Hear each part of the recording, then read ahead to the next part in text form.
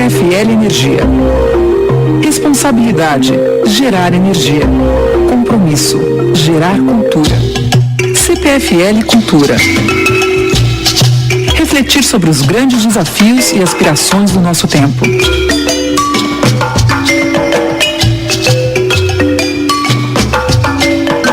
Diferentes pontos de vista em diferentes pontos de encontro.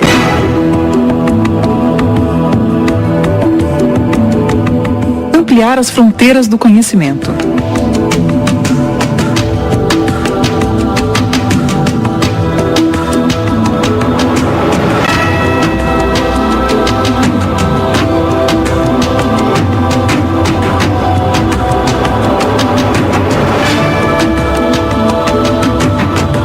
CPFL Cultura. Luz no contemporâneo.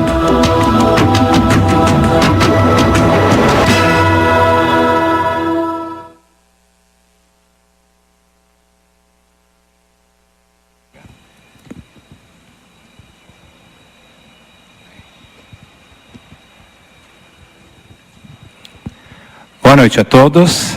Bem-vindos aos presentes, aos internautas que estão nos acompanhando na gravação do programa Invenção do Contemporâneo. Hoje damos início ao módulo Reflexões sobre a Crise e o Futuro do Trabalho, com curadoria de José Dari Krain. José Dari Krain é professor do Instituto de Economia Unicamp e pesquisador do CESIT, Centro de Estudos Sindicais e Economia do Trabalho. É doutor em Economia Social e do Trabalho, Universidade Estadual de Campinas, da Unicamp. O título vai ser...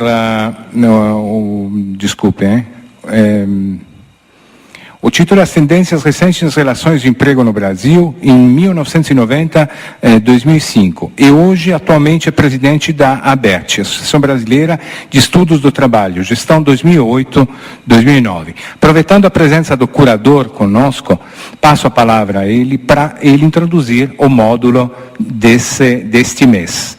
Então, com a palavra ao professor José Dari Krain. Vamos recebê-lo calorosamente, por favor.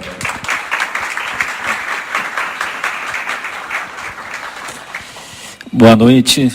Em primeiro lugar, gostaria de agradecer a CPFL Cultura pela possibilidade de podermos organizar esse módulo sobre as perspectivas do trabalho numa sociedade em transformação. E nós vamos analisar esse tema durante esse mês de novembro em 3 sessões, sob 2 prismas. O primeiro prisma, olhando quais são as consequências, os efeitos da atual crise sobre o trabalho, sobre o mercado de trabalho, sobre as ocupações, relações de trabalho e o poder de barganha, inclusive, do movimento dos trabalhadores. Fazendo uma correlação, que para nós é extremamente importante, entre a dinâmica econômica e a possibilidade da criação de postos de trabalho. E o segundo prisma é olharmos o tema a partir das transformações mais estruturais que estão acontecendo no capitalismo e os seus efeitos sobre o trabalho. Essas transformações mais estruturais estão relacionadas com a reorganização da econômica, sobretudo com o processo da globalização e com as inovações tecnológicas. E essas transformações trazem efeitos extremamente importantes sobre o trabalho, como, por exemplo, há uma discussão se nós estamos caminhando para uma sociedade em que o trabalho está perdendo importância, centralidade. Há uma discussão se nós estamos caminhando para uma sociedade em que se valoriza o conhecimento. Há uma discussão se nós estamos caminhando para uma sociedade pós-industrial. São temas que nós vamos abordar, mas são temas extremamente polêmicos, com abordagens diferentes, que nós teremos oportunidade nesses debates de podermos discutir nas diversas sessões organizadas. Assim como há uma mudança estrutural que pelo menos está clara. Há cada vez a necessidade do menor número de trabalhadores para uma produção maior de bens. O que isso significa? Há também um número cada vez maior de pessoas alocadas no setor de serviço. O que isso significa? Que implicações isso traz para pensarmos a perspectiva do trabalho no capitalismo? Que tipo de ocupações estão sendo requeridas nessa nova dinâmica?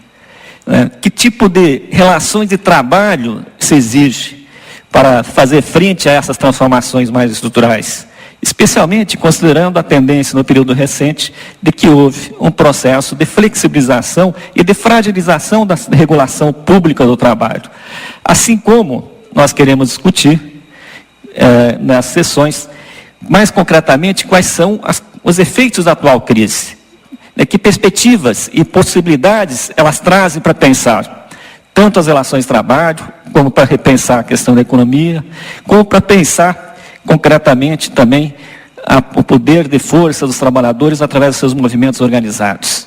Então, é com esse objetivo, com essa finalidade, que nós organizamos essas sessões temáticas, começando esse dia de hoje, e mais uma vez queremos agradecer essa possibilidade de poder discutir a perspectiva do trabalho numa sociedade em transformação. Obrigado.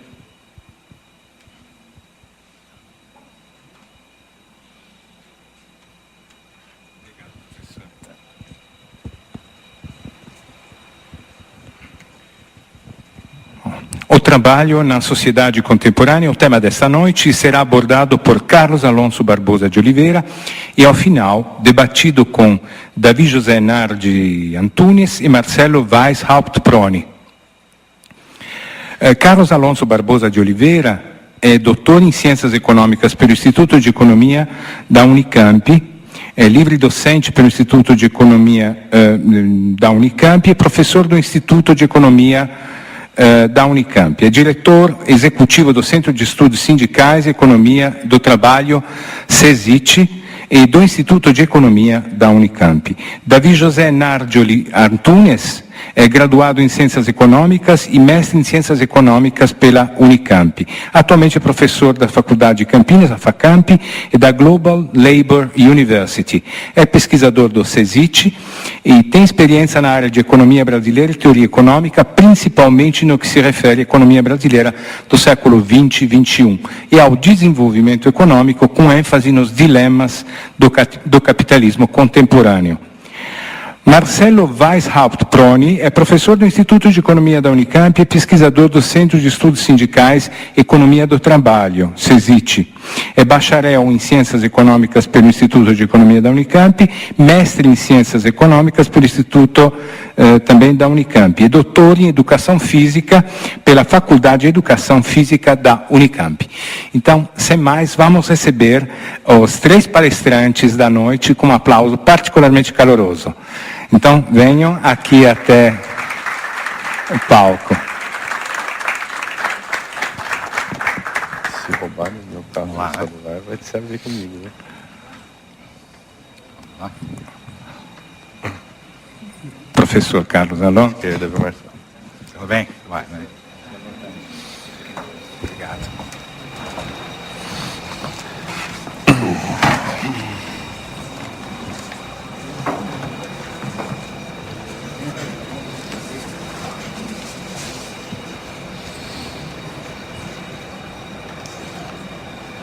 Pode começar?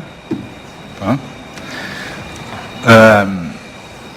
Eu queria, antes de começar a delimitar o tema, porque o trabalho no capitalismo contemporâneo seria um tema muito amplo, e eu vou aqui centrar a minha análise nos movimentos dos países capitalistas avançados, particularmente dos Estados Unidos, país onde os certos processos avançaram mais. É evidente que a gente não pode falar hoje da questão do trabalho, do emprego, sem fazer referência à crise atual. Foi uma crise profunda. Por exemplo, nos Estados Unidos, de um ano para cá, aumentou mais de 5 milhões o número de desempregados. A taxa de desemprego nos Estados Unidos, ao que tudo indica, chega a 10% no fim do ano. A taxa de desemprego na zona do euro está encostando a 9,8% agora em setembro. Na verdade, houve uma destruição de postos de trabalho extremamente acelerada. É evidente que se essa crise fosse uma coisa passageira, bom, deu uma conjuntura, deu crise, daqui a um ano está tudo normal, a gente não precisava nem fazer referência. Entretanto, os analistas mais cuidadosos percebem que talvez não seja tão simples assim a retomada do crescimento, a retomada do emprego nesses países avançados. Portanto, é bem provável que continue a haver uma deterioração do mercado de trabalho. Agora, mesmo antes do mercado da crise, a situação do mercado de trabalho nos países mais avançados não era favorável. Se a gente olha as taxas de desemprego, quando comparado com os anos 50 e 60, eu vou só dar alguns dados, eu não quero cansar muito com dados, mas tem um momento que a gente tem que apresentar os dados para terem uma ideia do que a gente está falando, né? Países da OCDE, que são os países avançados, em 1968, a taxa de desemprego era 3,1%. 2008, 6%. Esse 2008 é antes da crise, hein? França, 2,7%. 2008, 7,8%. Grã-Bretanha, taxa de desemprego muito baixa, 2,1%. 68, 5,6%. A taxa de desemprego vinha crescendo e praticamente duplicou ou triplicou em vários países. O que está indicando que não era uma situação favorável ao trabalho, favorável aos assalariados. Por que nos anos 60 a taxa de desemprego era baixa e essa taxa hoje praticamente duplicou e com a crise se acentua mais ainda? Porque havia ali os historiadores, economistas periodizam a história recente, pós-Segunda Guerra, da seguinte forma: o período que vai do fim da Segunda Guerra até os anos 70, eles começaram a chamar de anos dourados, anos de ouro. Foram anos extremamente favoráveis ao trabalho. Anos de ouro por quê? Na verdade, funcionava um capitalismo organizado. O que significa isso? É um capitalismo regulado pelo Estado. O Estado fazia políticas de expansão da produção, o que levava praticamente ao pleno emprego. Sindicatos se fortaleciam, havia uma legislação trabalhista favorável aos trabalhadores. Tudo isso levou a um ambiente favorável ao trabalhador. A partir, depois da crise dos 70, nos 80, mas principalmente nos 90, avança, é um período caracterizado pelas reformas liberais. Desregulamentação do mercado de trabalho, dominância da esfera financeira, uma abertura geral das economias, o que acirrou a concorrência internacional. Tudo isso criou um ambiente desfavorável ao trabalho. E isso já vinha ocorrendo, certo, muito antes da crise. É uma coisa que a gente vai ver que isso já vinha ocorrendo. Que transformações ocorreram dos 60 para cá? A gente olha dados que são surpreendentes na questão da distribuição setorial do emprego. Os economistas e sociólogos dividem setor primário, agricultura, setor secundário, indústria e construção, setor terciário, serviços em geral. Pois bem, em 1960, a agricultura, isso é os dados do G7. G7 são os 7 países mais avançados. A agricultura, em 60, ainda empregava 17,2% da PE. Em 2007, caiu para 2,4% só. Ou seja, só trabalha na agricultura 2,4% dos trabalhadores. A indústria empregava 36,7%. Caiu para 23,7%. Ou seja, desabou o emprego na agricultura e na indústria. E os serviços, comércio e serviços, salta de 46% para 73%. Essa questão do emprego industrial, evidentemente que tem um fator aí que afetou, que é um certo deslocamento da produção industrial para o Oriente, particularmente para a China. Mas essa queda do emprego aí não se deve só a crescente deslocamento da produção para a China. Já vinha caindo, muito antes da presença forte da China, já vinha caindo o emprego na indústria de transformação. Agora, os dados esses dados setoriais pouco nos dizem sobre a natureza dos empregos que foram sendo destruídos e criados. Quer dizer, o que a gente sabe é que diminuiu o emprego na agricultura, diminuiu na indústria. E eu vou explorar um pouco, talvez cansar um pouco os senhores com alguns dados dos Estados Unidos, mas eu acho que é importante porque essa informação empírica, inclusive, muitas vezes, as pessoas não tratam, omitem e fazem muita fantasia a respeito do mercado de trabalho, tá certo? Então eu vou dar alguns dados. Nos Estados Unidos, a agricultura emprega menos gente ainda. 1,3% da PE está na agricultura. Só 1,3% da PE. Na indústria de transformação, na manufatura, gente diretamente ligada à produção, que é o que os sindicalistas chamam de chão da fábrica, são só 6,5% da PEA. Ou seja, 9,9 milhões de pessoas estão diretamente ligadas à produção. É muito reduzido, perto de uma força de trabalho de 150 e poucos milhões, tá certo? Você tem só 9 milhões. Agora vamos ver umas outras categorias que expandiram e que são grandes. Eu não vou fazer nada de tudo, que não acabaria tão cedo, mas vou chamar a atenção para algumas categorias. Por exemplo, alimentação e bebida. Alimentação e bebida é o seguinte, bares, restaurantes, cadeias de fast food. Que empregos tem aí? Tem emprego de garçom, tem emprego de chapeiro, 6 empregos. Essa categoria emprega 9,6 milhões de pessoas, é quase o número do que tem empregado na indústria. 9,6 milhões. Eu vou chamar a atenção o seguinte, vocês vão ver que categorias enormes com baixa exigência de qualificação, hein? Baixa exigência de qualificação. Então, bares, restaurantes, etc. O comércio hoje é a maior categoria empregadora, 14,4% da população, ou seja, 22 milhões de pessoas estão no comércio, e o comércio varejista, esses 22 milhões é o varejista mais atacadista, né? No varejista, 16 milhões. Quem são esses empregados do comércio? É gente de cadeia de supermercado, como é que é? Caixa de supermercado, repositor, que chama, né? O cara que repõe ali, trabalho também, Walmart. vendedores de loja. O Walmart hoje é o maior empregador dos Estados Unidos, uma empresa empregadora.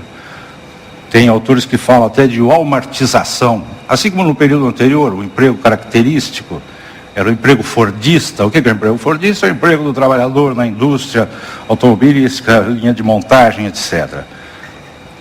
O walmartismo, o que é? Hoje o emprego típico é esse, 16 milhões trabalhando,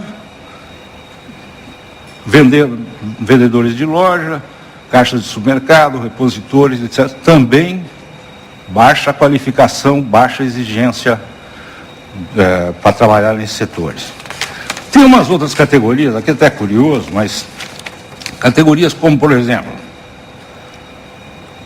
trabalhadores temporários, que chamam de apoio e administração. Temporário é o trabalhador que não tá fixo, a empresa contrata, esse contrato não é nem o terceirizado, esse é o temporário. Trabalhador temporário, jardineiro, segurança, zelador, atendentes de call center e atendentes de esse centro de atendimento ao consumidor, etc. Somam 5,5 milhões. Também trabalho pouco qualificado. Nós estamos chamando a atenção aqui a natureza da expansão do emprego nessa sociedade. Porque, vejam bem, quando o emprego era na indústria, existiam sindicatos fortes, esses trabalhadores da indústria tinham grande capacidade de barganha, ganhavam mais, etc. Nesses setores aqui, inclusive, é extremamente difícil, se é que é possível, organizar sindicato, né? Organizar sindicato em restaurantes, bares, o emprego é todo atomizado. Qual é a diferença da fábrica? A fábrica é uma montadora, tem 10 mil pessoas trabalhando no mesmo lugar. Agora, garçons, chapeiros e etc. estão todos espalhados e é extremamente difícil, uma categoria com pouca capacidade de organização. Agora, tem também categorias que exigem qualificação maiores e que não são também nenhuma novidade do ponto de vista de inovação. Não é que houve uma grande inovação aí. É o que, por exemplo? Educação. Educação expandiu. O emprego em educação expandiu na área da educação. São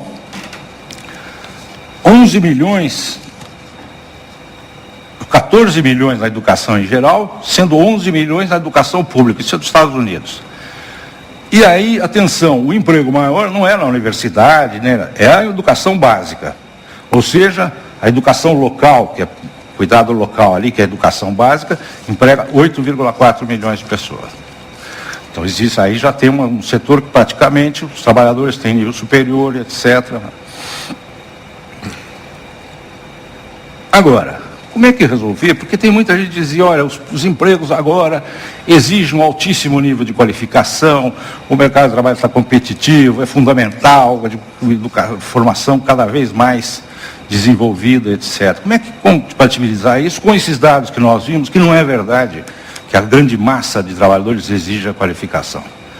Acontece o seguinte, de fato, na grande empresa hoje, você tem uma camada altamente qualificada. É a camada de dirigentes que tem aquela educação de alto nível, formado lá nos Estados Unidos, nas grandes universidades, falam línguas, conhecem o mundo. Esses, de fato, é uma exigência da empresa, mas é muito pouca gente, esse é o problema. Pouca gente. O grosso do trabalho foi desqualificado. E o que expande são atividades de serviço com salários baixos e pouca qualificação. Só para dar uma ideia, serviços de consultor, é o pessoal de alto nível, né? Por exemplo, serviço de computação para as empresas. Só, apesar de vir expandindo, só 1% da PEA está aí, está nesse setor. Havia uma certa ficção que a informática ia criar uma quantidade incrível de emprego. Não, é pouca gente, pô. Altamente qualificado, ou mais qualificado. Consultores técnicos e de gerência para as grandes empresas. É 1 milhão de pessoas, 0,7% da PEA. É pouca gente também. Isso aí é gente altamente qualificada. Agora, a grande massa não tem essa qualificação. É o seguinte, das 30 profissões que mais expandem o emprego, das 30 ocupações que mais expandem o emprego, em volume de emprego criado, só 23% delas não exige mais que treinamento no local de trabalho. Não exige diploma. É, como os americanos chamavam lá, o sistema de ensino, que é follow Joe, né? Quando o cara entra na fábrica e fala assim, como é que eu tenho que fazer? Ele fala, segue o João aí, o que ele fizer você faz igual. Quer dizer, não tem grande treinamento, certo? Ele vai seguindo ali e aprende. Então, na verdade, a gente tem um quadro, do ponto de vista dos assalariados, extremamente desfavorável. Na verdade, aumentou muito a desigualdade social nos Estados Unidos. Para ter uma ideia, a renda per capita dos 10% mais altos, você divide as rendas entre os 10% mais altos, os 20%, né? Entre os 10% mais altos e os 10% mais baixos, a renda per capita dos 10% mais alta é 15 vezes a renda per capita da mais baixa. 15 vezes.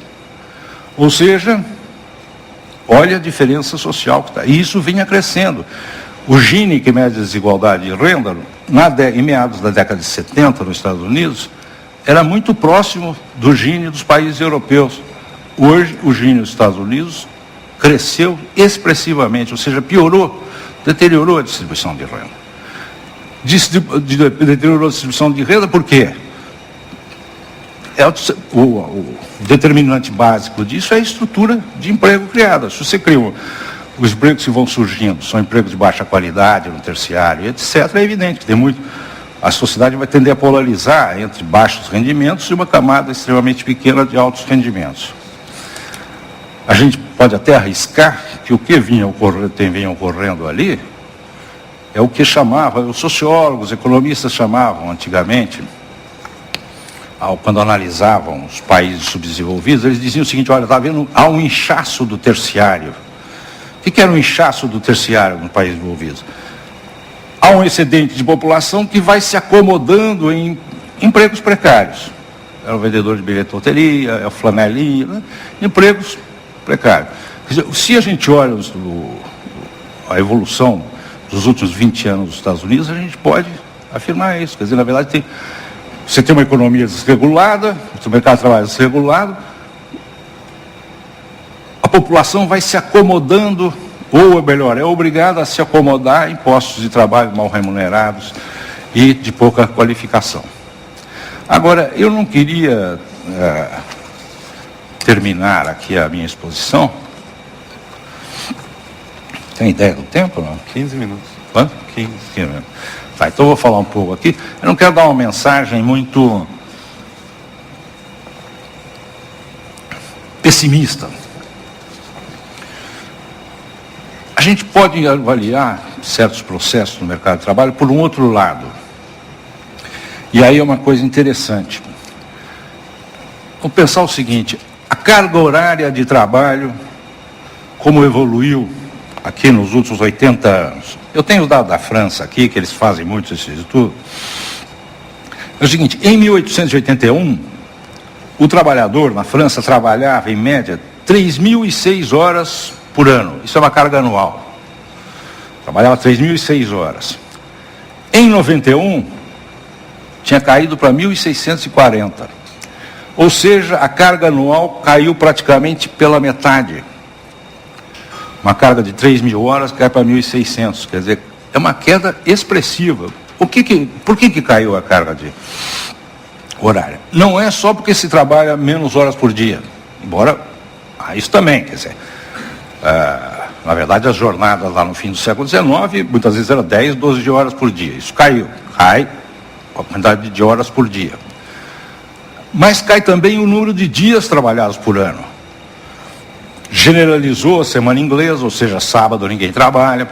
Então isso aí já são um volume muito grande de corte de horas trabalhadas, tá certo? E mais, férias, não existia férias.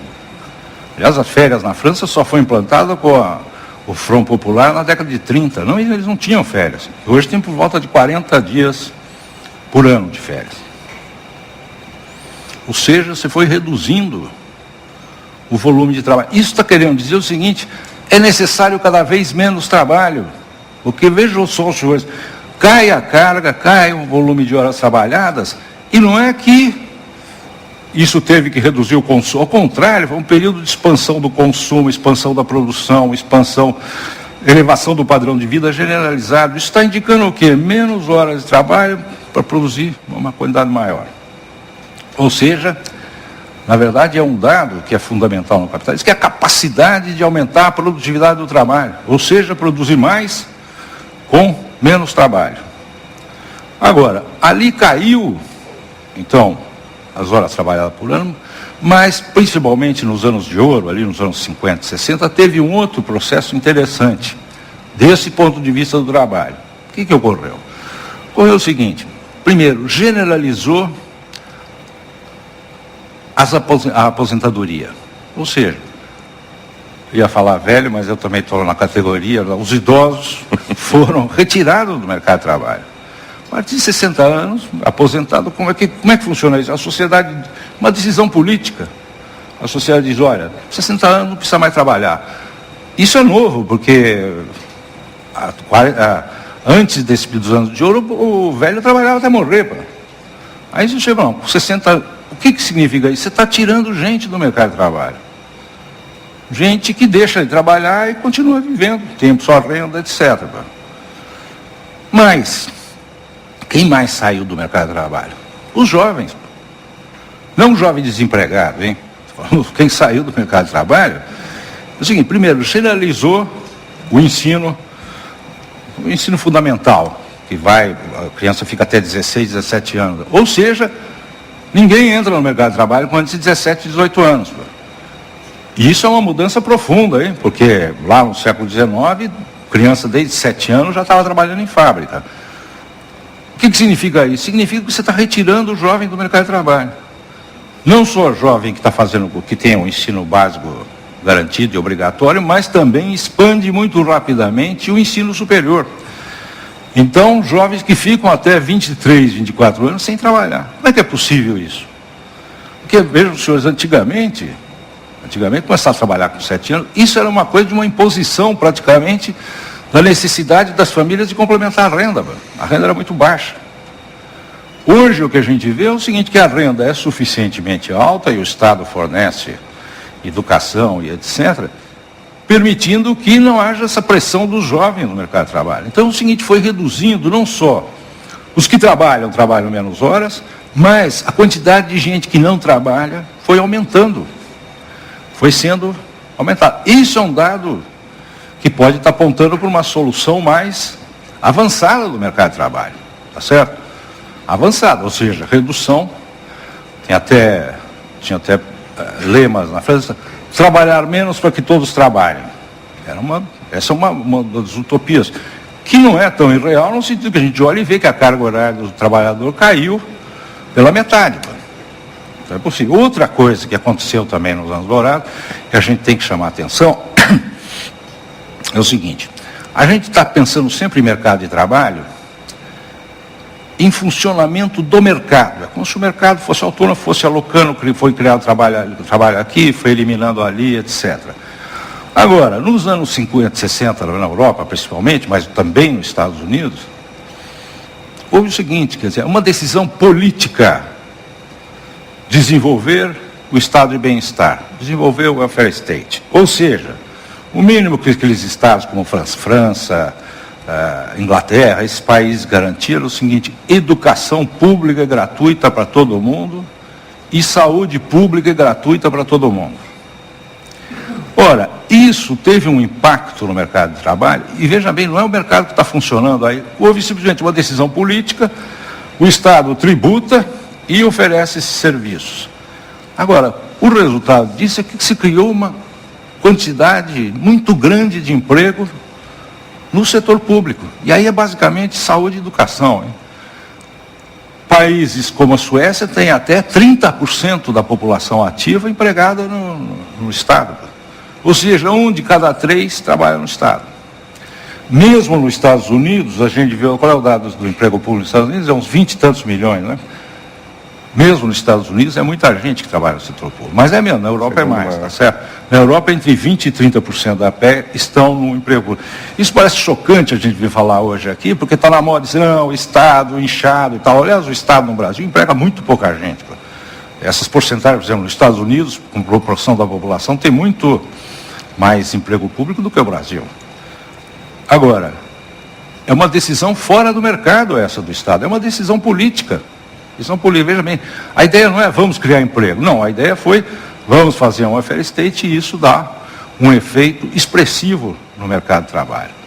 E esse, então, quer dizer, eu chamei a atenção aqui, redução do trabalho, retirar a gente do mercado de trabalho e também formas de criação de emprego fora do âmbito da valorização do mercantil, ou seja, fora do âmbito privado, criação via o Estado, que pode ser de diversas formas. Eu acho que era isso mais ou menos o que eu tinha que dizer. Quanto tempo deu? Tá bom, né? Tá bom. Eu gostaria de passar a palavra, então, para os comentaristas aqui, porque aí eles completam, na verdade, o que pode estar faltando e levantam questões que a gente... Obrigado. Vou falar para o Davi Antunes, então, falar um pouco da... Bom, boa noite a todos aí. Então, vou começar aqui. Eu vou começar pelo final aqui, como o Alonso já vinha salientando, né? De falar principalmente dessas questões de como o trabalho está encolhendo no mundo e tudo mais. Aí uma questão que salta aos olhos é que tem, por exemplo, um economista que era dado como morto até pouco tempo atrás, né? Com a crise, o tal do Keynes, né? O John Maynard Keynes, que tinha sido abandonado pela teoria econômica, considerado morto e tudo mais. Nos últimos tempos ele acabou sendo... né? Acabou levantando do túmulo, né? Frente à crise aí, até porque durante a crise anterior, que a gente teve de características semelhantes às atuais, ele era um dos principais pensadores do momento, né? Durante a Grande Depressão, Keynes e a economia keynesiana se tornaram uma espécie de pensamento hegemônico, né? Ainda que não exatamente o que o Keynes pensava. Mas o Keynes, além de economista, ele era um crítico, né? Do seu tempo, ele era um pensador que sempre esteve preocupado com o que era a sociedade, né, inglesa. Então esse foi sempre um grande tema para ele. E quando ele estava no meio da Grande Depressão, uma das questões que sempre chamou a atenção para ele era essa questão do trabalho, né? Ele, como sempre um bom vivan, né, nunca foi o sujeito muito do trabalho, exatamente, não do trabalho manual, né, porque ele trabalhava absurdamente, né, coisa de 15, 16 horas por dia, né, sempre... tá certo? Pensando o mundo e tentando transformá-lo, né? Mas uma questão que ele sempre colocou foi, olha, apesar de a gente estar vivendo uma grande depressão, um momento crítico na história, né, do homem, na verdade esse é um momento único aqui, em que você está criando as condições para libertar o homem do trabalho, na verdade, né? Porque você teve um tal aumento da produtividade, e ele escreve um texto extremamente interessante nesse período, né? Que é, o nome do texto é As Possibilidades Econômicas dos Nossos Netos, né? Ele, apesar de economista, né, não era exatamente economista, né? Ele estava sempre pensando as grandes questões do seu tempo. Aí ele faz a pergunta nesse livro, ele fala, olha, realmente, em coisa como uns 60, 70 anos, que só 80, ele estava escrevendo em 1930, né? A gente possa ter um mundo, na verdade, o quê? Livre do trabalho, em que as pessoas possam se dedicar às coisas que realmente importam. Tá certo? No caso dele, que eram sujeitos da arte, né? Ou da verdade, ele sempre falava, olha, você tem condições de procurar o quê? A verdade, o belo, o amor, a amizade, as coisas que realmente importam, né? Porque esse negócio de trabalhar realmente não está com nada, né? Então essa é uma questão que ele já nos anos 30, no meio da Grande Depressão, colocava, né? Então eu acho que é uma boa ideia a gente tentar pensar como é que a gente poderia rever isso à luz da crise atual e desses processos todos que o professor Alonso estava comentando. O conhecimento, não é? Não, então, mas a gente pode fazer um bate-bola, né? É? Então, o Keynes, na verdade, o Keynes e o Marx, apesar de ser um autor extremamente crítico do capitalismo, ele não escondia sua admiração frente à capacidade dessa economia de inovar tecnologicamente, produzir cada vez mais coisas com menos trabalho. Ele vislumbrava aí, falava, bom, isso aí pode estar apontando o quê? Para que haja libertação do homem do trabalho repetitivo, do trabalho monótono, etc., porque as máquinas podem dar conta disso. Essa é uma ideia, a gente não faz, às vezes, porque você vive imerso no dia a dia, a gente não faz ideia do que foi o ganho de produtividade nos últimos tempos. Aliás, desde o início da história do capitalismo. Tinha um filme japonês, que era uma aldeia camponesa, colhia o arroz, quando chegava no outono ele fazia a conta do arroz que tinha sido produzido e contava a população e via se ia dar para resistir o inverno ou não. Dependendo da quantidade, se não houvesse arroz suficiente, os filhos levavam os pais já idosos lá para o monte nevado e etc., e os velhos eram sacrificados porque a aldeia não tinha condições de alimentar aquela população. Agora, vejam os senhores, 1,5% só da PEA dos Estados Unidos alimenta os Estados Unidos, todos os 200 e tantos milhões de habitantes, e mais, o país é grande exportador de alimento. O que é isso? É um progresso técnico absolutamente, de uma forma avassaladora. Isso também veio ocorrendo na indústria, tá certo? Novos processos, novos métodos e etc. E o resultado é sempre o mesmo. Vai tornando redundante o trabalho, você precisa cada vez menos trabalho. Então o que eles olhavam? Tanto mais como o Keynes. Bom, mas isso aí, se a gente olha de uma outra maneira, é um avanço tal que pode estar indicando, isso que o Davi falou, a possibilidade material da gente ir se libertando do trabalho, criando o tempo livre da sociedade, que é uma coisa que nós vimos também, eu dei os dados aqui, avançou muito, mas pode avançar ainda substantivamente, tá certo? Tempo livre. É que a gente vai viver, falando, 40 dias, sábado e domingo no trabalho, 40 dias de férias na França, isso é uma coisa que é recente, é recente isso. Então, quer dizer, essa é uma das possibilidades. E, evidente que isso aí exigiria uma reorganização da sociedade, tá certo? É uma utopia, tá certo? Ou se luta nesse sentido de ir reduzindo o trabalho, ou nós vamos viver uma sociedade cada vez mais desigual, mais polarizada, uns poucos ganhando bem, muitos ganhando com salários mais baixos. Bom, tem uma outra questão aqui que também é suscitada por isso, né? Que quando o pessoal começa a discutir esses dias atuais, tem sempre uma espécie de apologia, né, do pós, né? Fica toda aquela história, daí estamos vivendo num mundo pós-moderno, ou pós-industrial, ou pós-fordista, ou pós-qualquer coisa, né? Então, e esse é um assunto sempre que chama muita atenção, né? Seja essa história do pós, ou uma outra história que também foi criada pelo Daniel Bell, né? Daniel Bell é um sociólogo americano, dos mais importantes da segunda metade do século XX, e ele foi o fundador da história do pós-industrial, né? E a partir desse pós-industrial ele também chega a uma outra ideia, que é da sociedade da informação. Tá certo? Seria a ideia da sociedade da informação e do conhecimento. Uma sociedade baseada cada vez mais, tá certo, nas relações entre as pessoas, né? Ele até faz uma espécie de trajetória da humanidade, ele fala, olha, nos primeiros tempos do homem, a relação do homem era uma relação do homem para com a natureza, né? Então a relação do homem era uma luta com a natureza. No segundo momento, o momento da indústria, é a luta do homem contra as máquinas, né? E agora, num terceiro momento, nesse da sociedade da informação ou pós-industrial, é uma espécie de luta do homem contra os homens, né? Uma relação dos homens entre os homens, tá certo? Digamos assim, que seria um ápice desse processo todo. Ele também vê essa ideia, na verdade, do fim da escassez dos bens. Ele fala, olha, a humanidade avançou tanto, esse progresso industrial foi tão grande, que a gente chegou a um momento agora em que a gente pode ter o quê? Uma abundância plena de bens para todas as pessoas. Ele concorda, de certa forma, com Keynes e com Marx falando isso. Olha, a gente está livre, tá certo? Do trabalho na produção industrial, na produção agrícola, mas na produção dos serviços não. Por quê? Porque os serviços são sempre diferenciáveis, você sempre pode criar novos serviços e tal.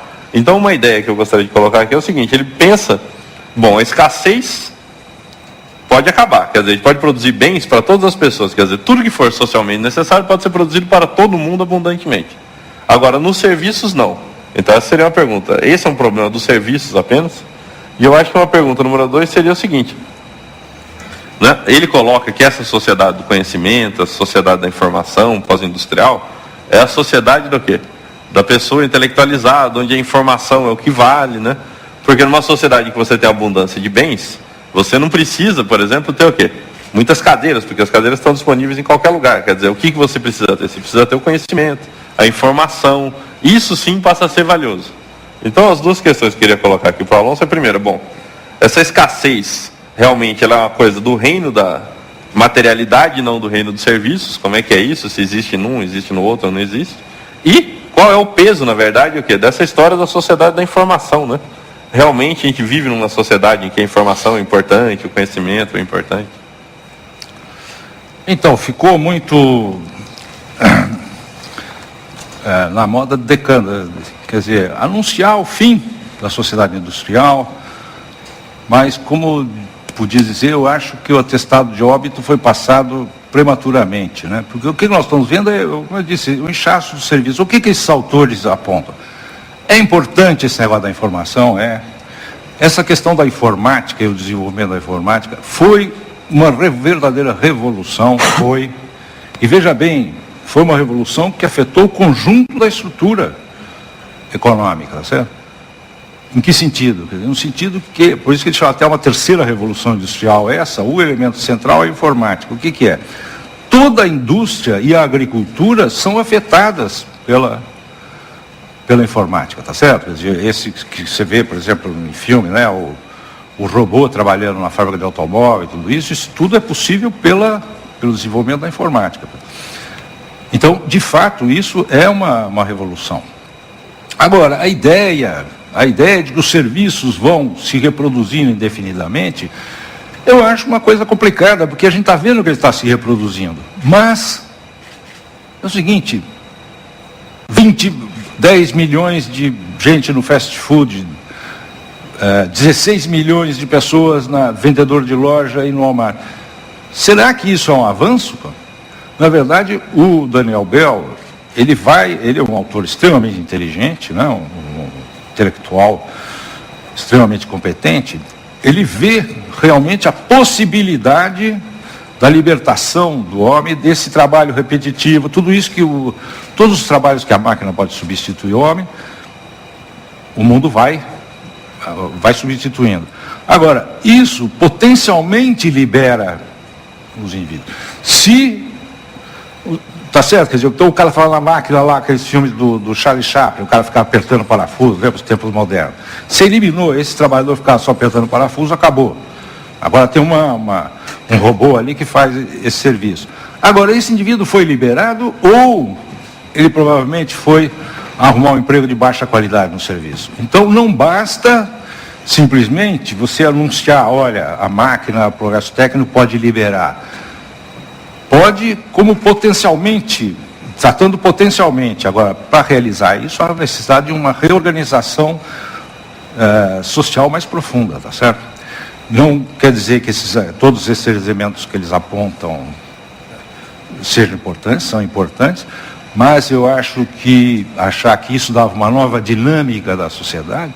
Por exemplo, o Daniel Bell diz, olha, proximamente a instituição axial da sociedade, ou seja, que faz tal eixo da sociedade, vai ser a universidade. Será que nos últimos 20 anos foi isso que ocorreu? Será que a universidade teve essa importância toda? O que governou o mundo nos últimos 20 anos? A órbita financeira. É a órbita financeira, o mercado financeiro, que deu a dinâmica da economia, e não a universidade, tá certo? Até é engraçado isso, uma vez eu vi um comentarista falando do mercado financeiro nos Estados Unidos, dizendo, olha, o mercado está tão favorável, e de fato, aqueles executivos ganhavam tão bem, que eles diziam, olha, tem até um executivo que foi trabalhar na empresa, exigiu que a empresa pagasse o passeador do cachorro dele. Então, eles diziam o seguinte, olha como está bom o mercado de trabalho, eles pagam até o passeador de cachorro, esquecendo que para cada que tem o executivo e o passeador de cachorro, que trabalho é esse? E essas categorias vão inflando, que são serviços pessoais. Os que têm dinheiro contratam. Então é o personal trainer, é o personal não sei o que. Na verdade é o seguinte, os franceses dizem, olha, se você deixa solto isso, você cria uma sociedade que é os 20 ou 30% que tem boa renda e etc., e o resto servindo a esses 20, 30%. Será que isso é uma sociedade desejável? Tá certo? É isso. Deixa eu deslocar um pouco o foco da discussão do campo do debate aí, tecnológico, da inexorabilidade de uma transição para a sociedade do conhecimento, para a sociedade da informação, né? Esse debate que procura inclusive enfatizar o surgimento de um novo tipo de trabalhador, né? O trabalho imaterial, né? Deslocar um pouco o debate para o campo da política ou das políticas, né? Que eu acho que é um outro terreno também muito interessante para a gente discutir as transformações do trabalho no mundo contemporâneo.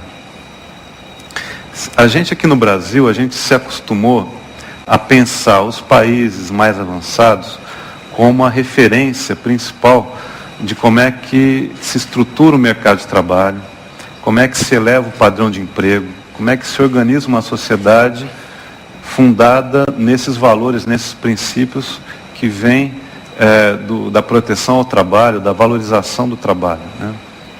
Então, durante muito tempo, enquanto a gente estava se industrializando, o foco das nossas preocupações, tanto quando fazia o diagnóstico dos problemas, quanto na hora de fazer proposições a respeito de por onde encaminhar, a referência eram esses países mais avançados, os Estados Unidos, os países mais ricos da Europa.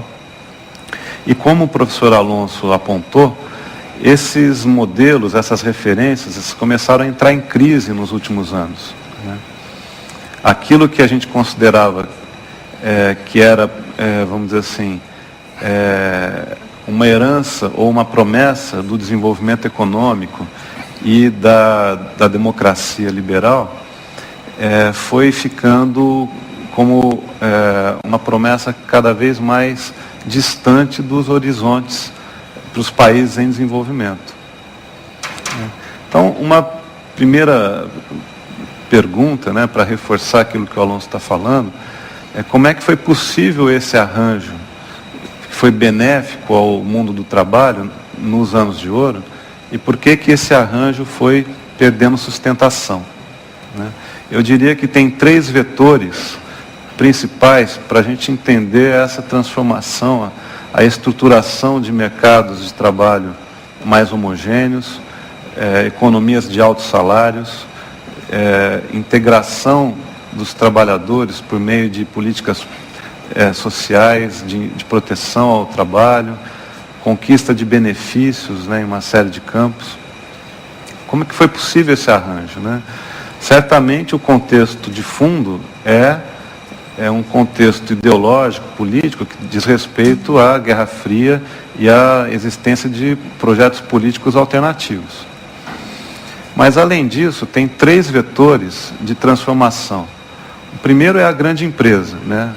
A grande empresa fazia parte da estratégia de competição das grandes empresas, ter um quadro fixo de trabalhadores bem formados, qualificados, com treinamento, e que pudesse aumentar a produtividade e a competitividade dessas empresas.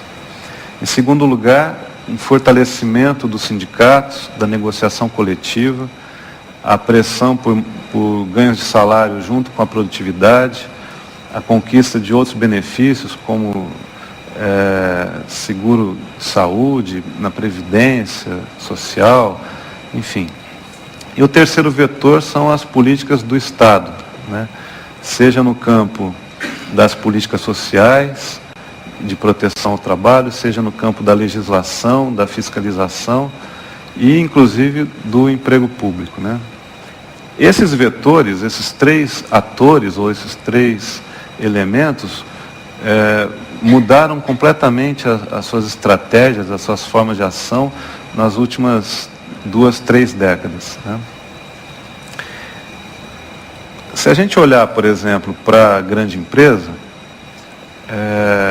não só o processo de inovação tecnológica, mas também as novas políticas de gestão de recursos humanos, que passaram a ser considerados políticas de gestão de pessoas e não mais recursos humanos, né? Tem todo um discurso que a relação capital-trabalho passa a ser uma relação de parceria, de colaboração. Na verdade, nesses últimos 20 anos, tem uma mudança no próprio vocabulário do debate, né? São novas referências, novos discursos, né? E a palavra, por exemplo, desemprego passa a ter um outro significado social, né? O desemprego, que antigamente significava uma interrupção momentânea, uma situação de privação que exigia um cuidado maior, mas que não era uma preocupação muito grande, passa a ser visto como um problema crônico, como um problema dos indivíduos e não da sociedade, né? A palavra, as expressões vão mudando, né? O que se entende hoje por um bom emprego, né? Hoje em dia se fala muito em trabalho decente, né? O que era um emprego de qualidade há 30, 40 anos atrás, o que é hoje entendido como um possível emprego de qualidade, né, nesses países mais avançados. A própria política de emprego, né, o campo das ações do Estado em relação aos problemas do mundo do trabalho, isso também foi reescrito, foi reinventado, né? Então, você tem uma mudança no próprio vocabulário, ou então no significado dessas palavras. Você tem um discurso que passa a legitimar outro tipo de intervenção do Estado, outro tipo de ação dos sindicatos, né? As empresas deixam de ser responsáveis por gerar empregos de qualidade, e o termo responsabilidade social corporativa ganha uma outra conotação, né? Então, nas últimas 2, 3 décadas, a gente observa uma mudança profunda na maneira de agir, nas estratégias de competição, de concorrência das grandes empresas, no campo, nas possibilidades de reação dos sindicatos, né? Os sindicatos vão ficando entre o dilema de resistir ou negociar.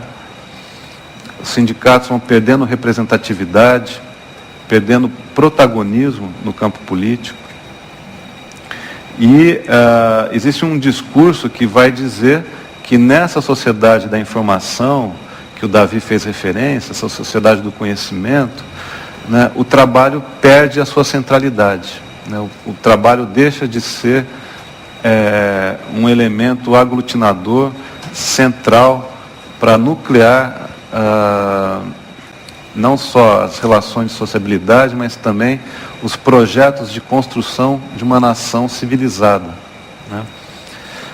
Se a gente olha no plano internacional, o discurso da OIT também vai mudando, né? Vai Se antes havia a crença de que o desenvolvimento econômico naturalmente iria incorporando as pessoas, né, no campo do assalariamento, né, você teria uma generalização das relações de assalariamento e criaria um mercado de trabalho mais homogêneo, né? Com o passar do tempo, você tem uma preocupação da OIT, olhando para a crescente precariedade, vulnerabilidade dos trabalhadores, a preocupação de construir um novo discurso, defendendo o que eles chamam de emprego decente, né? E, ao mesmo tempo, tentando restaurar padrões mínimos de proteção social e de uso e alocação do trabalho, né? No campo político, a gente também deve pensar como é que a mídia, como é que os meios de comunicação ajudam a construir essas novas imagens ou a difundir esses discursos a respeito do significado social do trabalho, né, na nossa sociedade. Tem um outro aspecto que eu gostaria de levantar e que diz respeito à crise atual, né? Como o Alonso falou, é preciso não ter uma visão muito catastrofista, né, ou muito pessimista em relação às possibilidades das tendências, né, de mudança do trabalho no mundo contemporâneo. Se há um aspecto positivo na crise atual, é justamente a possibilidade de abrir um campo novo de ações políticas, né, em relação ao mercado de trabalho, em relação à proteção aos trabalhadores, né. É possível que esse discurso modernizante esteja sendo desconstruído, é possível que novas forças políticas, novas forças sociais estejam ganhando visibilidade e trazendo para a agenda pública novas metas, novas exigências, né? Então é possível pensar que as políticas, e isso inclusive está acontecendo nos Estados Unidos hoje, né? Quer dizer, o governo Obama tem tido uma preocupação muito diferente do governo anterior, do governo Bush, em relação ao mercado de trabalho, em relação às políticas de proteção social. E é possível, então, a gente imaginar que aquelas velhas referências, né, que não serviam mais para pensar a construção de um país civilizado com base na estruturação do mercado de trabalho e na elevação do padrão de emprego, é possível pensar que esse tema, que esse debate seja restaurado e que novas forças sociais possam reconstruir essa agenda, né? Agenda de intervenção, de planejamento, de diálogo, de fortalecimento dos atores, né? Num país que se diz democrático e num país que se diz que tem a pretensão de se inserir de forma positiva nesse mundo globalizado e realmente mudar toda a sua imagem, a imagem que nós temos de nós mesmos, a imagem que o mundo tem do que é o Brasil, né? Então eu deixaria, né, esse ponto para reflexão da possibilidade de resgatar a centralidade do trabalho na reflexão sobre o que é uma nação civilizada, sobre qual que é a responsabilidade, seja da grande empresa, seja dos sindicatos, seja dos governos, nos seus 3 níveis, né, de governo, em relação aos temas que a gente está discutindo hoje aqui. Bom, eu vou só fazer um comentário rápido sobre o que o Marcelo falou, que ele tocou em vários pontos, acho que ele mesmo se explicou. Eu quero só apontar algumas questões que, a partir do que ele vai dizer. Vejam, os senhores, o que é, quando se fala, bom, globalização, o que aconteceu, por exemplo, nos Estados Unidos? A grande empresa industrial deslocou para a China, às vezes para Singapura, China, ou para o Oriente em geral, ali para Taiwan, parcelas expressivas da cadeia produtiva, tá certo? Ou seja, fecha a linha nos Estados Unidos, abre lá e deixa só a atividade de finalização ali nos Estados Unidos. Por que as empresas também foram meio impulsionadas a fazer isso? Você tem uma economia internacional onde a competitividade entre os países é ferocíssima, tá certo? E o terrível é exatamente isso, você tem uma competição fortíssima, o patamar de salários e o patamar das condições de trabalho, etc., começam a ser dados pelo mais baixo, porque ele diz, olha, como é que eu posso concorrer com ele que faz isso, esse que faz aquilo outro, etc. Então, desse ponto de vista, é uma coisa nova e meio terrível, por exemplo, não é? Existia uma fala nos Estados Unidos que dizia o seguinte, o que é bom para a General Motors é bom para os Estados Unidos. Hoje, talvez não seja verdade o que é bom para a grande empresa seja bom para os Estados Unidos, porque ele deslocou a produção para fora, tá certo? A produção foi lá bater na China, etc. Agora, o que tem de positivo, extremamente positivo, é exatamente a mudança que a crise está trazendo de chamar a responsabilidade dos Estados nacionais darem respostas para a crise.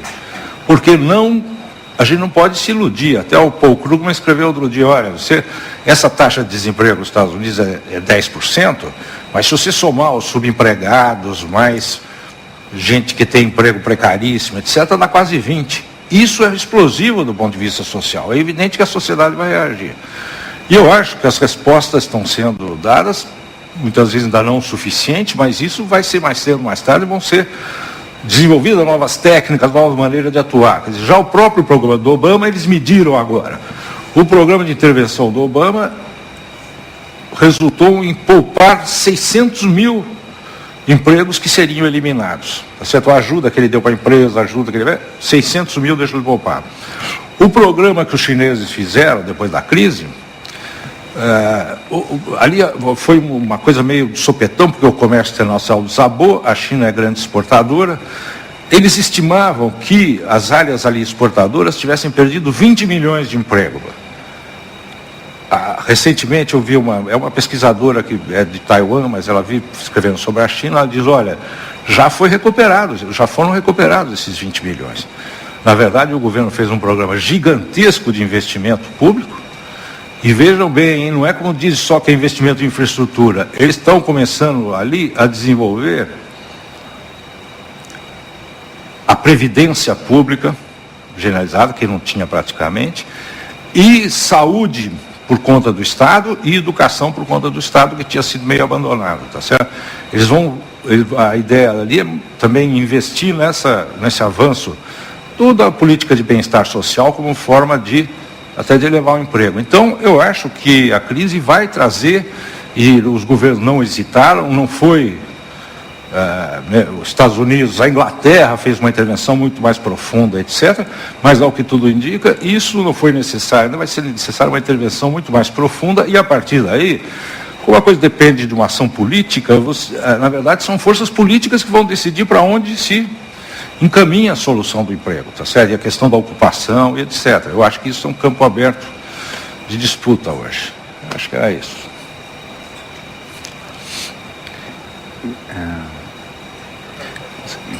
Coloca é bom, então para a gente abrir para quem quiser, se tiver então, qualquer questão. Isso, depois dessas provocações iniciais, né, acredito que já estamos prontos para refletir melhor, né, nas nossas dúvidas. Portanto, abrimos para o debate com a plateia. Desculpem se eu viro para cá. Então, por favor, se vocês quiserem, levantem a mão, Jéssica os atenderá. E procurem serem breves, de maneira tal que todo mundo possa participar, né? Então já vamos passar para a primeira pergunta, por favor. Alguns segundos para guardar a telecâmera, porque estamos em gravação. Só isso, por favor. Obrigado.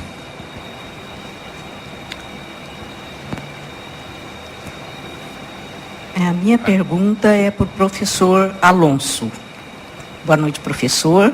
É uma dúvida que eu tenho, e como você falou da abertura de pontos de trabalho, a minha pergunta vai quase na contramão disso aí.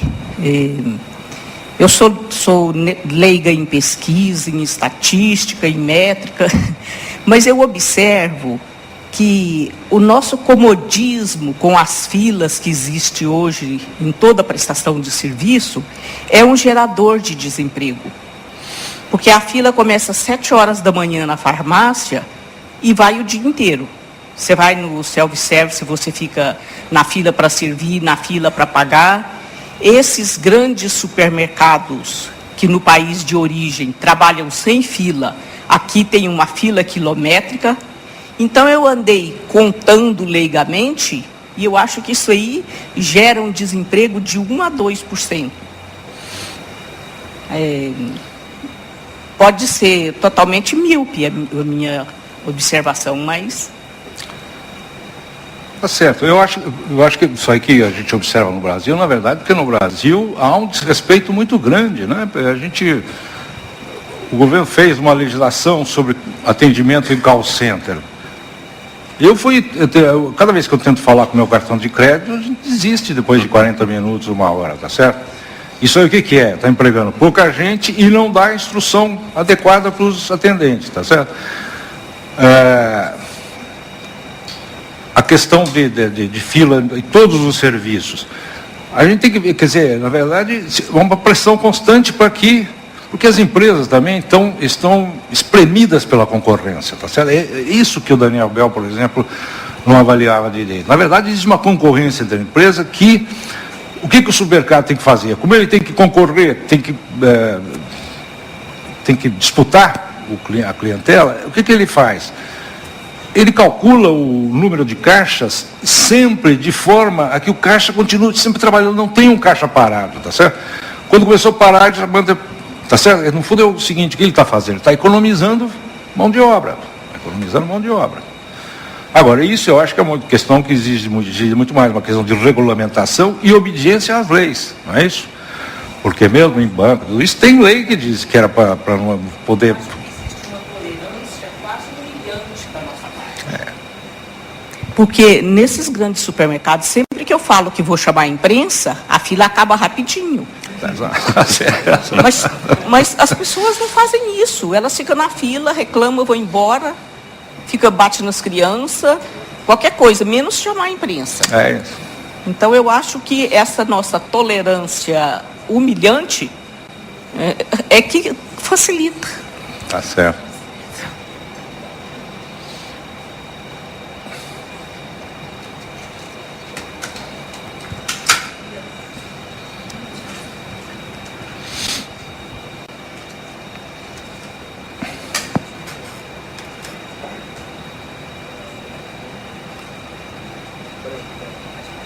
Boa noite, meu nome é Douglas. A informação que eu tenho é que o serviço de saúde é o único serviço que aumenta o número de cargos de trabalho, ao mesmo tempo que aumenta a tecnologia. Primeiro eu quero saber se essa informação procede e qual outro ramo de atividade ocorre o mesmo. Obrigado. De fato, quer dizer, o setor de saúde utiliza cada vez tecnologias. Eu não posso falar muito aqui, porque eu vejo que tem um médico ali. A gente sempre tem que tomar cuidado quando vai. Mas isso mais ou menos o que se diz. Olha, a tecnologia é cada vez mais avançada, mas o médico, a enfermeira, o assistente de enfermeiro são insubstituíveis, tá certo? Quer dizer, não há... Na educação também, por mais que se inove, criem novas tecnologias, ensino à distância, etc. Por exemplo, ensino primário, secundário. O papel do professor não é só passar a informação, o professor tem um papel formador do aluno, da criança, etc. Aí não dá para substituir, tá certo? São setores que realmente, apesar de terem progresso técnico, não leva com a rapidez, como os outros setores, a redução de pessoal. Então, a gente olha na Europa, as grandes carreiras, na verdade, é saúde e educação. Saúde e educação, a quantidade de gente que emprega. Você imagina isso na educação, né? Esses países como Suécia, Alemanha.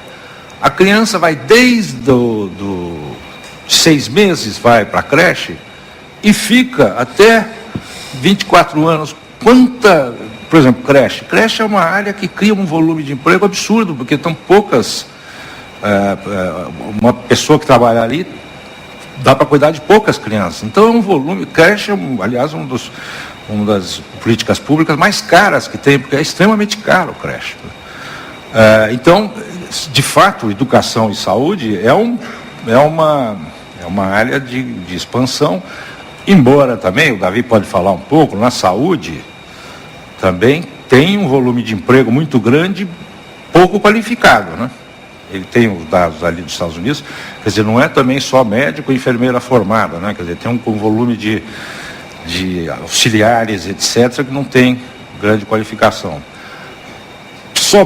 Também para terminar, a educação é um setor extremamente interessante, porque no fundo mostra também o seguinte, mostra como avançou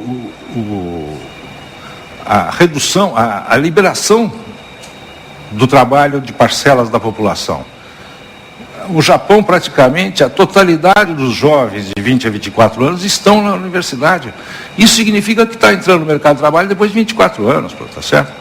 Isso tudo é o quê? Gente que está sendo mantida sem trabalhar. Não tem nada, moralmente, não tem nada de errado, né? Eles falam, é uns vagabundos. Não, então ele está se aprendendo, está se formando, etc. Né? Então, de fato, saúde e educação, eu acho que são os setores do futuro mesmo, né? Do presente e do futuro, do ponto de vista de emprego. Na saúde, só dando um ponto a mais, você vê que a incorporação do progresso técnico, na verdade, incorpora mais gente, né? Porque, em geral, quando você cria novas tecnologias, você acaba criando novas possibilidades, né? Então, quando surge, por exemplo, o raio-x, aí você precisa do operador do raio-x, do cara que mantém a máquina. Não é que você está poupando com o raio-x uma operação, você está criando novas possibilidades. Aí, com o tomógrafo, com a ressonância magnética, você vai criando toda uma... São possibilidades que antes não existiam, né? Então, nesse sentido, o progresso técnico meio que incorpora pessoas. Mas o grosso do pessoal da saúde é fundamentalmente o quê? Atendente do hospital, auxiliar de enfermagem, o atendente que toma conta dos idosos em casa e outros mais. O desenvolvimento tecnológico prometia emancipar as pessoas do trabalho braçal, do desgaste físico, né? E essa sociedade do conhecimento, da informação, parecia, né? Quer dizer, em alguns visionários, né, acreditavam que essa sociedade estaria encaminhando para uma sociedade em que as pessoas não tivessem mais que trabalhar em fábricas ou em trabalhos rotineiros, né? E não é isso que aconteceu. E, na verdade, no próprio campo da saúde, você tem uma mudança no tipo de atenção à saúde que tem que ser feita, né? Hoje em dia você tem um conjunto grande de doenças profissionais, né? Aumentou muito a incidência de estresse, de depressão, né? De uma série de problemas da sociedade moderna.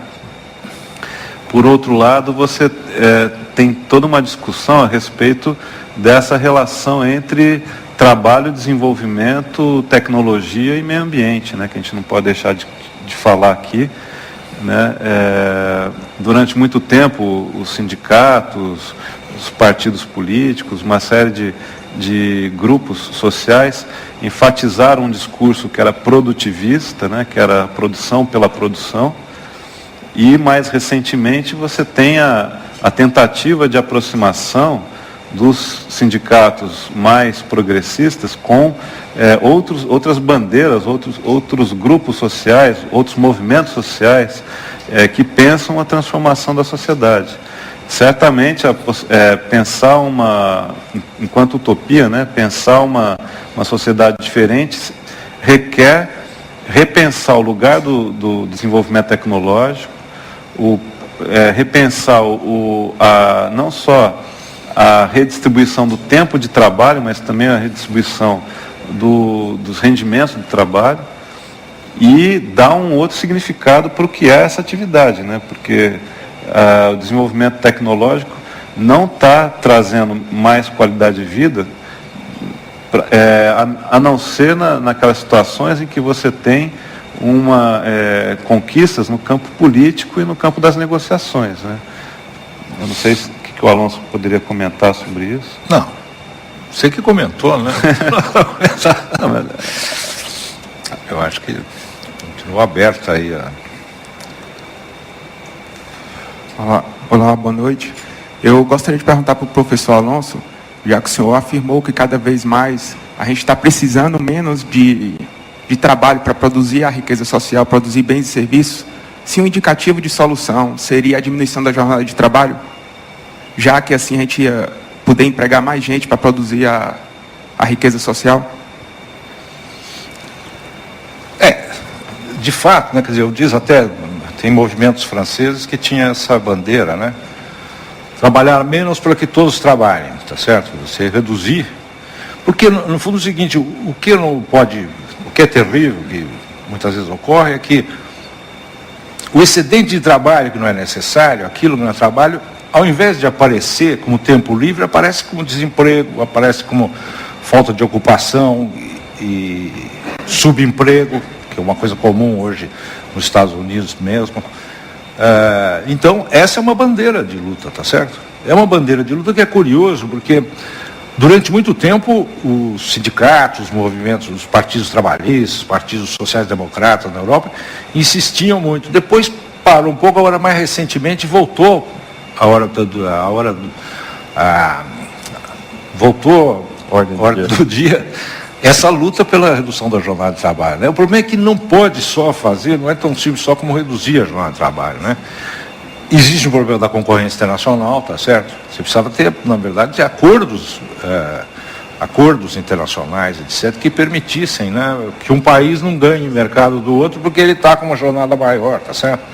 Então, agora, sem dúvida nenhuma, é uma bandeira, né? Essa questão da redução da jornada de trabalho.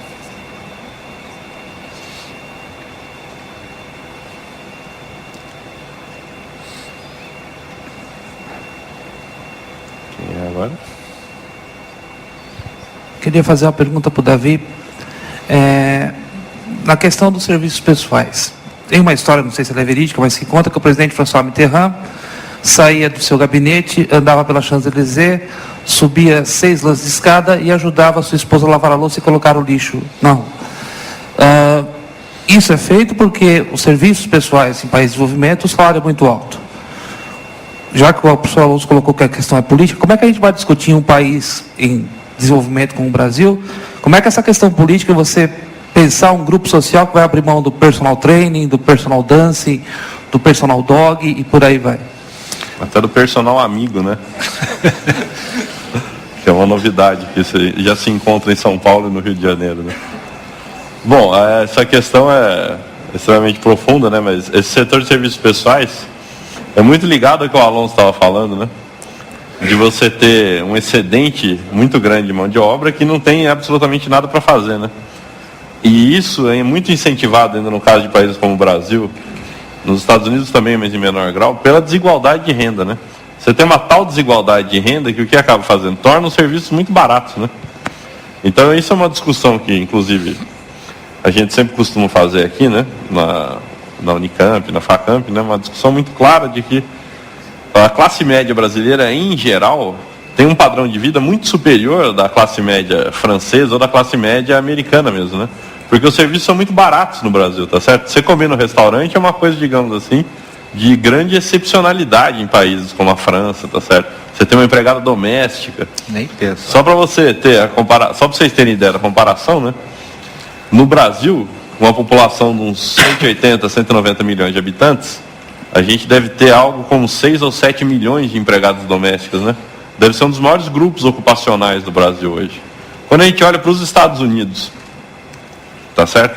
País que tem tradição, né? O pessoal sempre fala dos latinos que vão trabalhar como empregadas domésticas e tudo mais. Você vê os Estados Unidos, tem quase 300 milhões de habitantes e não tem 1 milhão de empregadas domésticas, tá certo?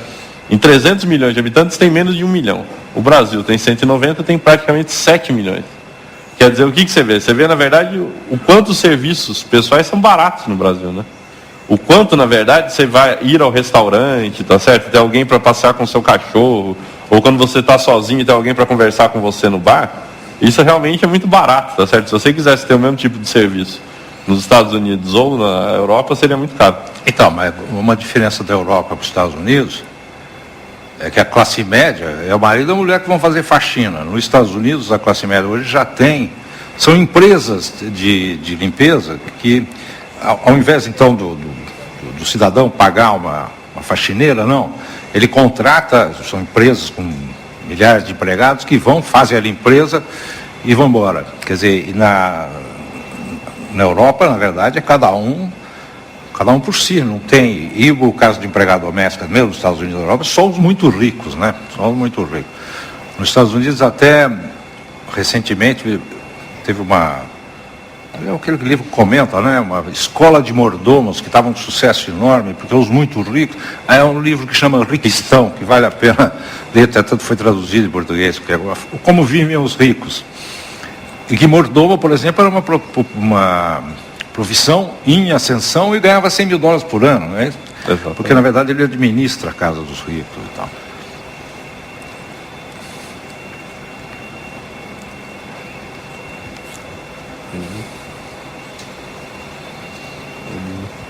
Boa noite, eu sou o Marco, sou da equipe do site da CPFL Cultura. Todas as semanas nós transmitimos os eventos que acontecem em Campinas e em São Paulo e também realizamos um bate-papo, um chat entre quem está acompanhando de casa. O pessoal sempre debate e envia perguntas. E a que eu vou fazer agora vem da Ludmila, que está acompanhando a transmissão lá de Londres. E ela cita o crescimento de certas formas precárias e informais de trabalho, que deixam cada vez mais tênue a linha que separa tempo livre e tempo de trabalho.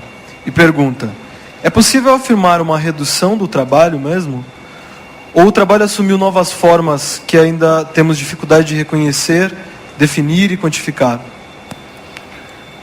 Olha, é o seguinte, quer dizer, ele vai assumindo novas formas, é o que nós estamos vendo aí, tá certo? Quer dizer, novas formas é o seguinte, quer dizer, a presença, por exemplo, gigantesca de vendedores de loja, de garçons, de chapeiros, Agora, a pergunta é a seguinte: será que essa era a orientação desejável com a sociedade? Quer dizer, uns servindo os outros, etc. Será que, de fato, se você não tiver políticas e não tiver uma proposta de reorganização da sociedade, o mercado vai fazendo com que as pessoas vão se acomodando. Então, eu vejo, por exemplo, eu moro em Genópolis, São Paulo, a quantidade de passeador de cachorro. Quer dizer, esse coitado vai ficar a vida inteira passeando cachorro. Segundo, as carreiras antes, e isso tem a ver não com a técnica empregada nem nada disso, era uma pressão de partidos políticos, sindicatos, etc. As empresas tinham carreira, o indivíduo entrava na empresa e ia sendo promovido ao longo da sua vida. Tinham carreira. Essas profissões hoje não tem mais carreira, mano. Quer dizer, então o segurança entra com segurança e morre com segurança. Quer dizer, a pergunta é, eu acho, ela fala assim, bom, está havendo modificações, está ocorrendo mudança. A pergunta é a seguinte: se é desejável e se a sociedade vai aceitar passivamente, na verdade, algo que é uma regressão social, porque regressão no seguinte sentido: está pior do que há 20 anos atrás, no período dos anos de ouro era melhor. Pô. Então, nesse sentido, é uma coisa regressiva, tá certo? E aí a resposta a isso é uma resposta política, tá certo? Quer dizer, a Inglaterra, o grau de intervenção que, por exemplo, ele estatizou os 2 maiores bancos, são estatais hoje na Inglaterra, tá certo? Se o Estado começa a avançar aí, por que não avançar também na área do emprego, na área de reorganizar a distribuição do trabalho, etc, tá certo? Eu acho que é isso que vai começar a surgir e a aparecer na pauta política. Por quê? Porque a população não aceita 20% da pessoa ou desempregado ou com emprego precaríssimo, né? Quer dizer, ganhando salários extremamente baixos, etc. Há uma reação, eu acho, da sociedade mesmo. A desigualdade, na verdade, a violência, a criminalidade está ligada à desigualdade, não é a pobreza, é a desigualdade. É que estimula a criminalidade e a violência. Isso poderia parecer como uma saída, né, para a situação. Você fala, olha, você pega o Brasil, né? O Brasil com uma desigualdade muito maior do que na Europa, você tem um monte de opções, né, de trabalho que não existem nos outros países, né? O passeador de cachorro, o personal amigo, quer dizer, se você for criar esse tipo de emprego, você precisa ver que tipo de padrão de sociedade você está criando, na verdade, né? É uma questão um pouco mais complicada, né? Simplesmente dizer, olha, a gente está fazendo aqui, tá certo? Existem novas formas de trabalho, existem, tá certo? Mas isso é consequência e que tipo de sociedade você cria, né? E o tipo de... Não adianta só reduzir a jornada de trabalho, tem que saber o que as pessoas vão fazer com o tempo livre, né? É um pouco aquilo que você estava falando do Keynes, quer dizer, cada um pensa o tempo livre a partir de um lugar. Para alguns, o tempo livre pode ser usado para um hobby ou para aproveitar melhor, vamos dizer assim, as oportunidades para apreciar a arte. Para outros pode ser a dedicação a um grupo religioso ou a um partido político, né? Quer dizer, o tempo livre pode ser usado de formas muito diferentes. Na verdade, o Keynes insiste, né, ele diz, olha, na verdade os cidadãos teriam que ser preparados para essa nova... A ética que governa a nossa sociedade é a ética do trabalho. Tem os ditados, né? A ociosidade, eu fui criado ouvindo isso, a ociosidade é a mãe de todos os vícios, né? Oficina do diabo. Não é? Cabeça vazia, oficina do demônio. Na verdade, ele falou assim, olha, a sociedade tem que ser reeducada para o ócio. Quer dizer, no fundo é o seguinte, quer dizer, o ócio não é ficar sentado na frente da televisão no domingo. E isso é curioso, porque isso é na Alemanha, na Itália, no Brasil, ficar sentado na frente, e nos Estados Unidos ainda toma cerveja, né? Mas havia nesses programas de televisão, tá certo? Na verdade, o pessoal meio entorpecido, tá certo? Porque na verdade não sabe usar o tempo. O tempo livre muitas vezes é uma carga para muita gente, quer dizer, a pessoa quer fazer, então é uma coisa de reeducação, né? Reeducação para... Da mesma forma que o trabalho, você tem que educar para o trabalho, né? Porque trabalho não é só uma mercadoria, trabalho não é só um meio de ganhar dinheiro. Também tem que... o lazer também, o tempo livre não pode ser só o tempo de consumo, né? Ou o tempo de lazer, né? Porque não é para ficar se divertindo, nem ficar parado. É o uso do tempo livre. Ser uma educação para o uso do tempo livre, né? Porque os sociólogos têm uma discussão muito interessante sobre isso, sobre o vazio, né, que essa sociedade contemporânea vai produzindo nas pessoas, né? Mesmo aquelas que trabalham e que têm um salário relativamente razoável, acabam perdendo o foco do qual que é o significado que elas estão fazendo, né? Então, ficam só gerenciando a carreira, né? Aí é uma visão muito individualista, né? Constroem carreiras individuais, trajetórias individuais e não conseguem criar laços de sociabilidade. Aí realmente é um outro beco sem saída, né?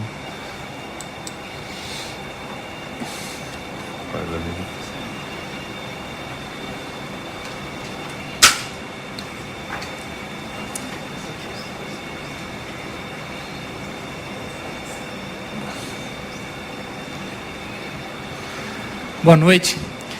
A gente partir essa noite dessa constatação da tendência ao inchaço do setor terciário, e eu queria colocar uma questão para que vocês comentassem como que está hoje no Brasil.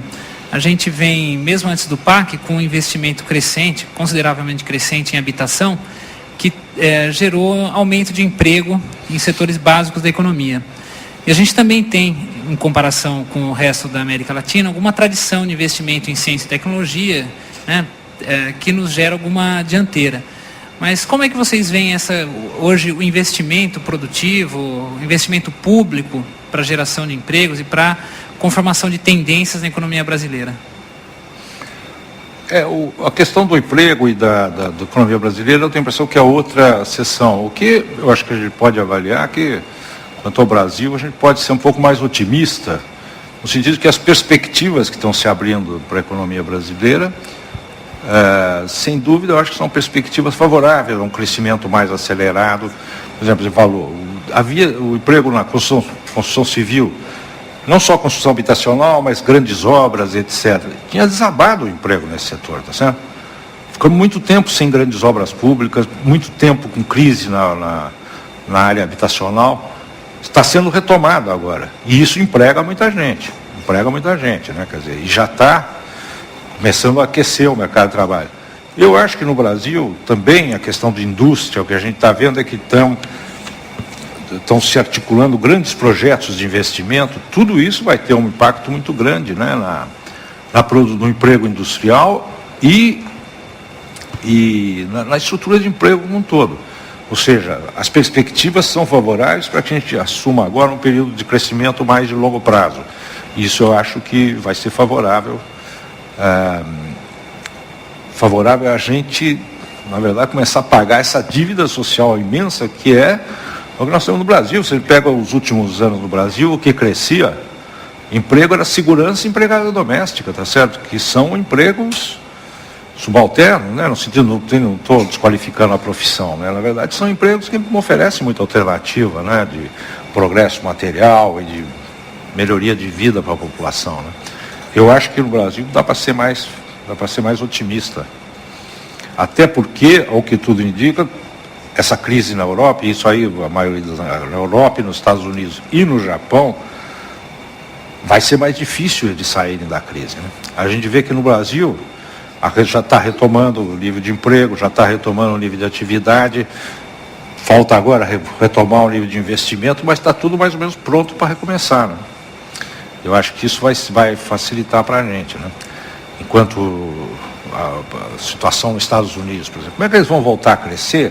Eles cresciam, funcionava assim, quer dizer, a economia crescia puxada pelo consumo. Então, financiamento ao consumo, 70% da demanda dos Estados Unidos é o consumo das famílias. As famílias hoje devem, na verdade, uma verdadeira barbaridade, tá certo? Como é que vai continuar a crescer pelo consumo? Quem vai emprestar dinheiro para as famílias consumirem se elas já estão devendo uma enormidade e a inadimplência crescente, tá certo? A situação deles lá é muito mais difícil que a nossa. A nossa aqui tem mais condições de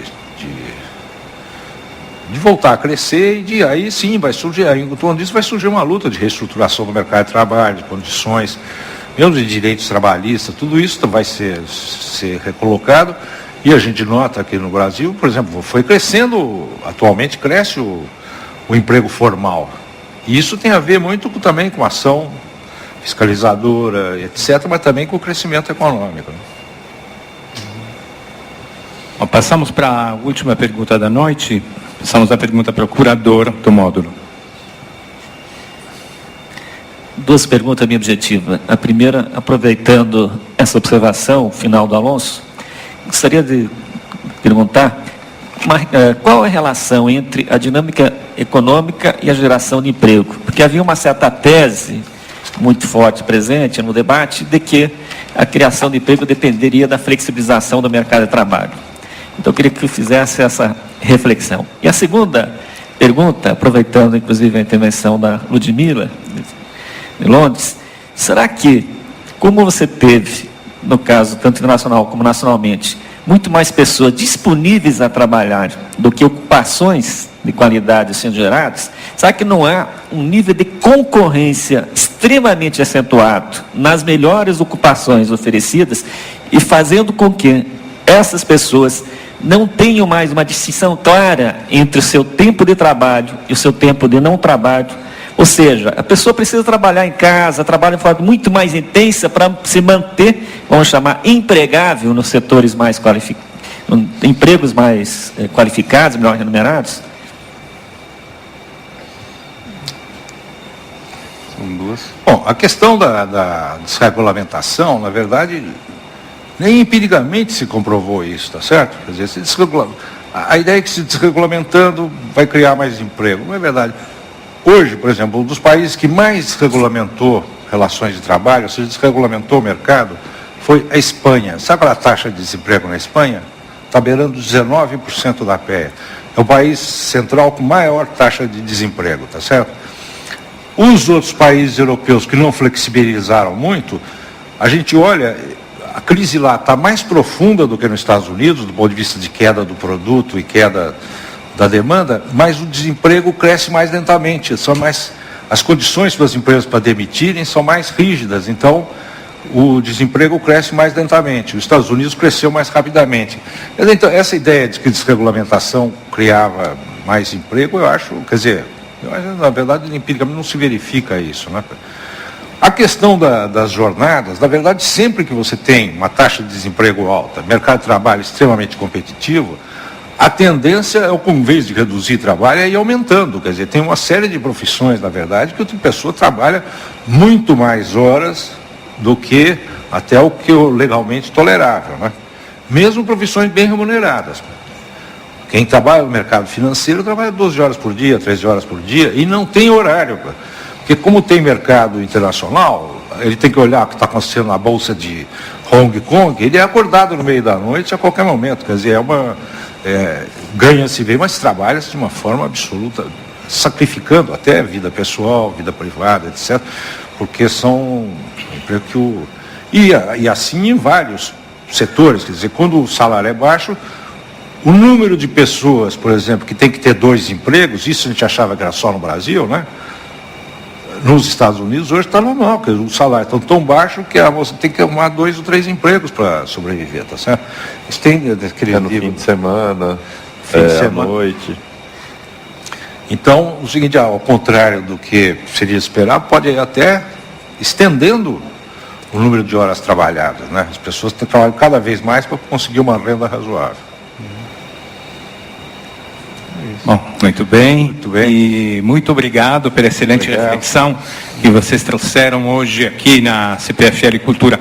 Me veio em mente, professor, assim, o meu caso específico, né? Quando o senhor estava falando, eu sou um aposentado. Então, eu tive que me reciclei de alguma forma. Eu estou tentando utilizar o meu tempo livre, um trabalho bastante criativo, que é de reinventar completamente, e, se possível, aprendendo ainda alguma coisa, porque aqui nós estamos realmente numa universidade aberta. Eu acho que isso aqui, para mim, foi uma solução muito interessante. Eu vinha da área de treinamento, era bastante repetitiva, né? E agora não é nem um pouco repetitiva, aprendo muito. E também, ao mesmo tempo, utilizo o meu tempo livre, o tempo livre dos outros também. O senhor é o homem do futuro, é isso que ela diz. Bom, eu gostaria de lembrar a todos os presentes, coloquem na sua agenda mental 3 encontros absolutamente imperdíveis. O próximo, então, lembramos que no próximo dia 10 nós não teremos programação. Na terça-feira, dia 17, nós continuamos com reflexões sobre a crise e o futuro do trabalho, com Márcio Postman, presidente da IPEA, com o debatedor Cláudio Leopoldo Salm, professor da Universidade Federal do Rio de Janeiro. Na quinta-feira, dia 5, nós estamos iniciando um debate com Samira Crespo sobre sustentabilidade ao nosso alcance, mudando hábitos e atitudes. Sustentabilidade aqui agora, aprender a enxergar o novo. E na sexta-feira, no Café Filosófico, nós iniciamos um módulo chamado 4 lições da crise, como a sociologia pode nos ajudar a enfrentar a crise global, com Maria Alice Rezende falando sobre o estranhamento ou desconforto em relação ao mundo real.